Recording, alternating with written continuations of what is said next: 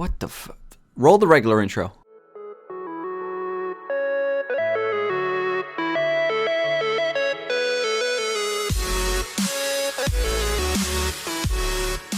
Alright, hey, what's up, guys? It is Dangeles, and welcome back to episode 232 of Constructing Los Dangeles. How's everybody doing? We're back on the city today, ready to continue to make some progress. Yes, last episode was episode 231, and it was also the first TU31 episode. Illuminati confirmed. That's right. It was also posted on 12/19, which 12 plus 19 equals 31? Yeah, you can roll that little X-Files, little jingle right there if you want to. But what's up, guys? It's Dan Langs. Welcome back to 232. Today, I am going to continue to work on the Nether leather. We're doing a post-commentary episode today, 10 minutes long. Just going to talk about some stuff, talk about the build, talk about some random shenanigans, what I do. So, a couple things to note. That intro that you guys saw at the beginning, that really weird intro with the dancing chickens, that's actually from Call of Duty Modern Warfare 3. Back in high school, when that game came out, I was still in high school at the time, and I just made that silly little intro because occasionally I like to upload some Call of Duty videos just for fun.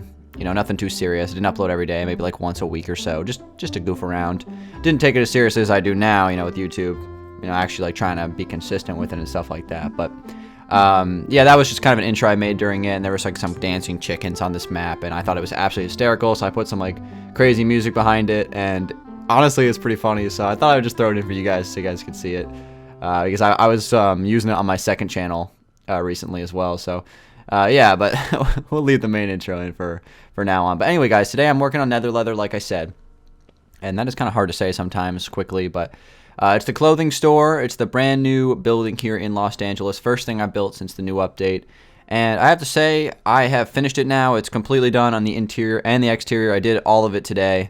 And, you'll kind of see a little montage of me building it right now. But I think it turned out pretty good using the color palettes of Nether brick, Netherrack. And then I also used polished granite. I used some black stained glass.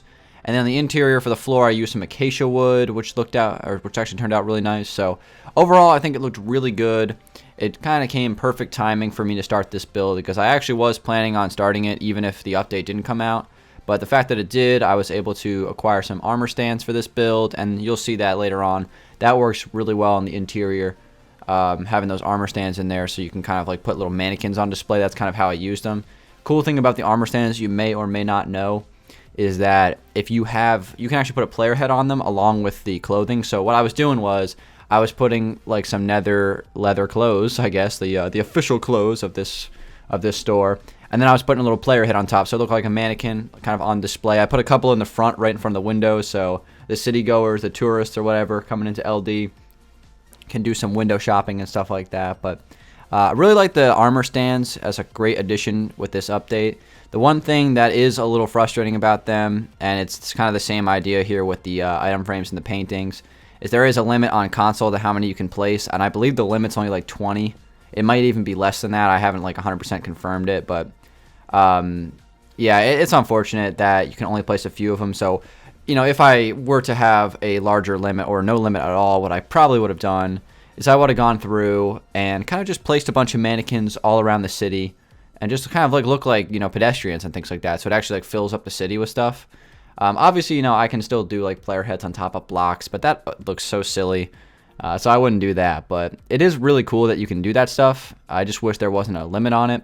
It is what it is. There's nothing I can do about it. But I have to admit, the armor stands, didn't really think too much about them when they first came out on PC Minecraft. But who knows? They a couple of years later, they come out on Xbox, and they're actually really useful for the city, and I was using them for this build. So as far as this build goes, I'm pretty happy with the way it finished up. Tried to replicate it as best I could to the way it looks in the Survival Island world. Did the best I could.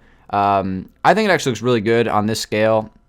The interior just basically consists of like a couple of lanes of just tables and things like that. And I just put like carpets on top of tables, and just so it looks like folded clothes that you can kind of look through. And then I also, in the back, I have a changing room and then a back room for like extra storage for the employees and things like that. So I have 2 rooms in the back along with the counter. So I thought it turned out pretty good in the interior. Good use of this space in between the Flower Pot Coffee Shop and Papa's Pizzeria. And that's kind of like the last like, I guess, building that's going to be added to this plaza area. So really the next thing I have to do to this area of the map to kind of complete it is just finish like that park in the middle. I'm going to add like a fountain to that and some benches and some nice grass and some of those new flowers and things like that. I'm going to really spruce that up and try to make it look real nice. Kind of like this little Zen garden thing in the middle. And then, of course, I'm going to change the townhouses on the plaza side of the street. Change the colors of them, change the design, just so they're not exactly the same as the other side. Like I talked about, I just world edited those in so I could just have, kind of like a layout for you guys so you could kind of, visualize what I'm looking at. But that's kind of the plan for the plaza. Honestly, it shouldn't take too much longer to finish this up. And that's really good because I'm trying to get as much stuff done as possible at a rapid pace, because I got to tell you guys something interesting.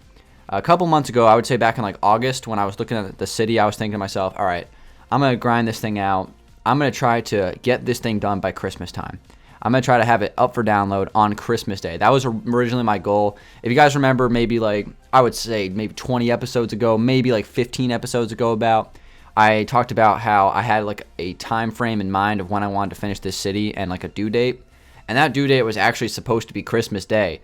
Back in August, my goal was to have this world done on Christmas and put it up for download for you guys, kind of as like a little Christmas present from me. That was the original plan. It just takes too long. I always underestimate how long it takes to build things and how much time I have to allocate to Minecraft when it comes to building on a day-to-day basis. And that's a frustrating thing. I'm kind of disappointed in myself that I couldn't get it done.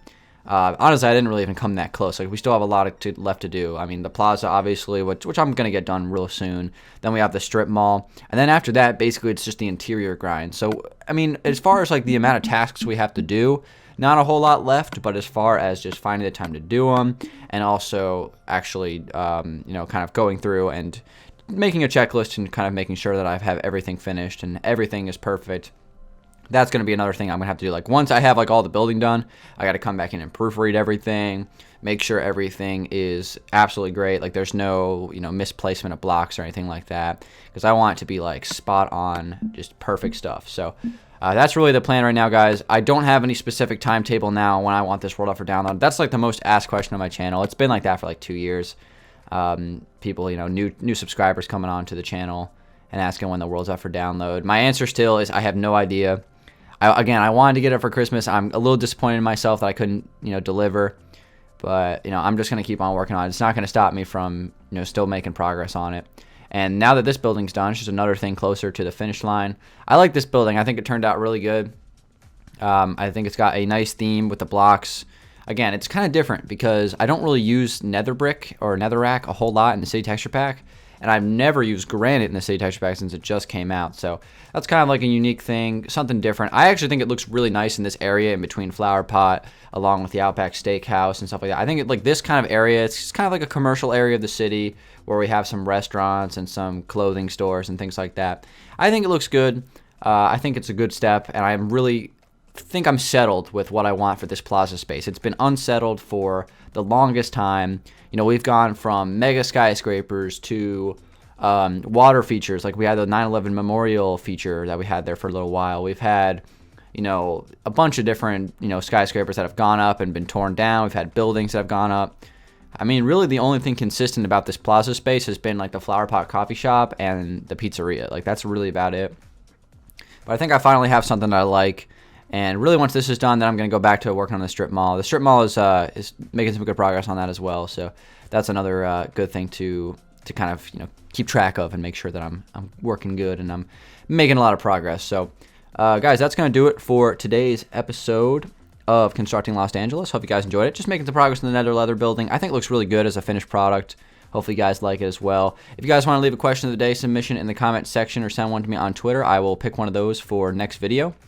And also give the video a like if you did enjoy it. Hopefully you guys are enjoying the new update. I think it's really good. So it's a couple of bugs here and there. I've noticed a couple of glitches, but hopefully those will get ironed out in the future. That's the only thing I can really hope for here. But thank you guys for watching. It's been Dan Langs. Hopefully you guys enjoyed it. I'll see you on the next one.